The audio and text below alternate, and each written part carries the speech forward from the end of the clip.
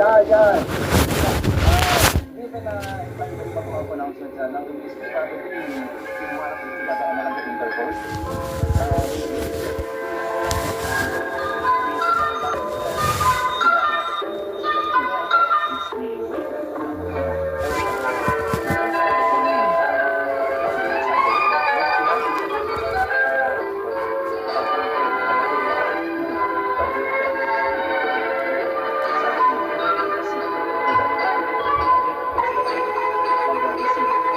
Kasi tingnan niyo mga kababayan nakakapagtaka kasi dito, bakit naman gagalaiti si Duterte?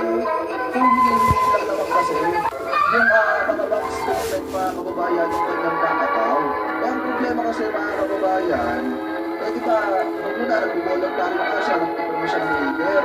Mga kababayan pinaputasan, okay, di tayo. And then mga kababayan, yung nag-challenge na itong si Duterte, tapos nakikita niya itong si former Senator Trillanes, nang gagalaiti bigla, itong si Digong at dumating pa nga sa point, nakahampasin niya ng mikropo ng mga kababayan, itong si former Senator Trillanes. And then, di ba kung matatandaan nyo, nawala na po yung issue about po daw sa bank account nitong si na nagkakamali sa pagboto. Piracy is no playtime. It is a serious crime to pirate Nagkakamali po mga mamamayan natin palagi dahil sa kasikatan, name recall, dahil kilala, sila lang po binoboto. Matuto na po tayo, mga kababayan.